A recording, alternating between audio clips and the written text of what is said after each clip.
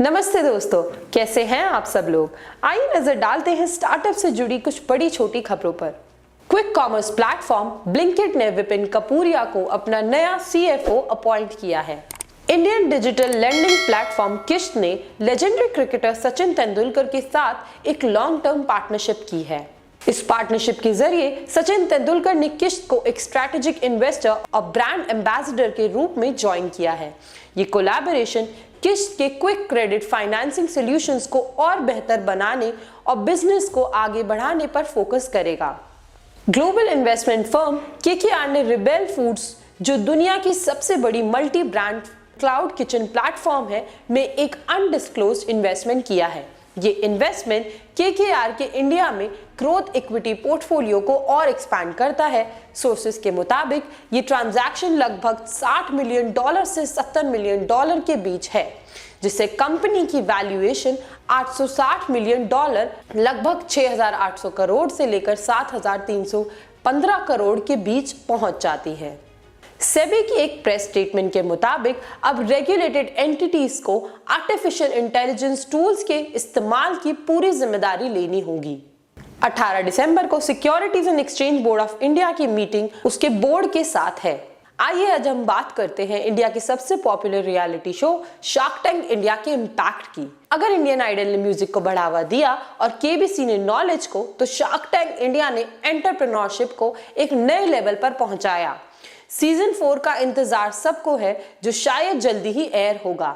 लेकिन क्या आपको पता है पिछले सीजन्स के बाद कंटेस्टेंट्स की लाइफ में क्या क्या चेंज आए हैं? सबसे पहले बात करते हैं 13 साल की अनुष्का जॉली की, जिनकी एंटी बुलिंग ऐप कवच ने 50 लाख की फंडिंग ली थी। शार्क अनुपम मित्तल और अमन गुप्ता के सपोर्ट से अनुष्का एक मिनी सेलिब्रिटी बन गई है। NDTV, इकोनॉमिक टाइम्स और जोश टॉक्स जैसे प्लेटफॉर्म्स ने उन्हें फीचर किया है। अनुष्का ने we the women global town hall में बरखा दत्त और विनीता सिंह के साथ अपनी जर्नी शेयर की। अब बात करते हैं जश शाह और उनकी आइसक्रीम ब्रांड गेट अवे की, जिन्होंने 1 करोड़ का फंडिंग लिया अमन गुप्ता, अश्नी ग्रोवर और विनीता सिंह से। पोस्ट शो उन्होंने TEDx टॉक्स किए, पॉडकास्ट ज्वाइन किए और फोर्ब्स तक में फीचर हुए, और रेवेन्यूज वो तो 10x ग्रो हो गए हैं। गेट अवे 26 सिटीज में अवेलेबल है। नेक्स्ट बात है अहमदाबाद के सुनील लेवसी का ब्रांड बमर की। मिलेनियंस के इनोवेटिव मार्केट में एक गेम चेंजर है ये ब्रांड। शार्क टैंक के बाद उन्होंने मिंत्रा पर अपना प्रोडक्ट लिस्ट किया और अमन गुप्ता की मेंटरशिप के साथ यूरोप और दुबई तक अपनी पहुंच बनाई।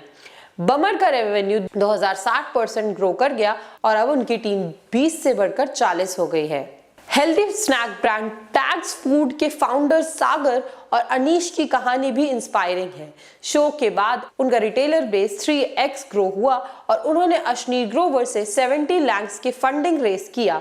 आज उनका स्नैक्स ब्रांड इंडिया के साथ साथ इंटरनेशनल मार्केट्स में भी डिमांड में है। शार्क टैंक सीजन 1 में आया ब्रांड स्किपी तो आपको याद होगा ही। इस ब्रांड ने क्लेम किया कि नोस्टैल्जिया बेच रहे हैं अपने आइस पॉप्सिकल प्रोडक्ट्स के साथ, क्योंकि अभी तक इंडिया में ऐसा कोई ब्रांड नहीं है जो लेजिटिमेट पॉप्सिकल्स बनाती हो। इस ब्रांड ने शार्क टैंक के सभी शार्क्स के साथ डील क्लोज की थी और इनफैक्ट शार्क अश्नी ग्रोवर ने यह भी कहा था कि ये brand shark tank India success story है विद 40 टाइम्स ग्रोथ। नेक्स्ट बात करते हैं ब्यूटी ब्रांड आउली की, जो कि एक फीमेल लेड स्टार्टअप था। इसकी फाउंडर ऐश्वर्या जब शार्क टैंक पर आई थी, उससे पहले उनकी सेल्स कुछ 10 से 12 लाख पर मंथ की थी, लेकिन शार्क टैंक में आने के बाद उन्हें मिला 75 लाख रुपए नमिता थापर से और उनकी ब्रांड्स की सेल्स में 30 टाइम्स ग्रोथ हो गई और रेवेन्यू पहुंच गए 30 से 35 लाख पर ईयर पर। नेक्स्ट बात करेंगे हुड, जो कि एक एनोनिमस सोशल मीडिया प्लेटफॉर्म है, जिसके को-फाउंडर्स ने आस्क किया फॉर 600 करोड़ की वैल्यूएशन और उन्होंने इसका रीजन बताया कि उनकी ब्रांड की ग्रोथ बहुत ही रैपिड है। हालांकि शार्क्स पहले इस बात पर अग्री नहीं कर रहे थे, फिर अमन गुप्ता और पीयूष बंसल ने उनके साथ एक डील क्लोज की, जो कि उनकी वैल्यूएशन से बहुत कम थी, जो कि थी 112 करोड़। लेकिन बाद में पता चला कि ये डील क्लोज नहीं हुई थी। उनके को-फाउंडर ने एक्स पर जाकर ये भी बताया कि शार्क टैंक इंडिया ज्यादातर ड्रामा पर फोकस करता है। अगली बात करते हैं फार्मर लामा की, जो कि कुछ ब्रांड में से एक है जिन्होंने एक ऑल शार्क डील क्लोज की थी। सब कुछ अच्छा था उनके लिए, लेकिन फिर south chemist and distribution association ने उनको लीगल नोटिस सेंड किया कि जो वो काम कर रहे हैं वो इलीगल है और वो बंद हो जाना चाहिए। इस नोटिस के हिसाब से ड्रग्स और मेडिसिन उनके ओरिजिनल पैकेजिंग के बिना बेचना अडल्ट्रेटेड माना जाता है according to the DC act. और फार्मर लामा एग्जैक्टली यही करते थे, टू रीपैक मेडिसिन उनकी खुद की पैकेजिंग में। नेक्स्ट है D2C ब्रांड हैमर, जो कि काफी सिमिलर बिजनेस में थे to shark Aman Gupta's business board. क्योंकि ये एक कंपेटिटर बिजनेस था, अमन ने उन्हें एक्वायर करने का ऑफर दिया फॉर 1 करोड़, लेकिन काफी बैशिंग के बाद फ्रॉम अदर शार्क्स उन्होंने अपना 40% स्टेक 1 करोड़ के लिए शार्क अमन गुप्ता को बेच दिया। बट कहानी में ट्विस्ट तब आया जब बाहर आकर फाउंडर ने इस डील को डिनाई कर दिया और हैमर ने एक्चुअली प्रॉफिट कमाया, क्योंकि उन्होंने एक दिन में 1 करोड़ रुपए का रेवेन्यू जनरेट किया और हैमर का फाइनेंशियल ईयर 2023 का प्रॉफिट था 30 करोड़। तो काफी लोगों को ऐसा लगा कि ये एक मार्केटिंग गिमिक था। रोहित, जो कि हैमर के फाउंडर है, उन्हें कोई डील करनी ही नहीं थी।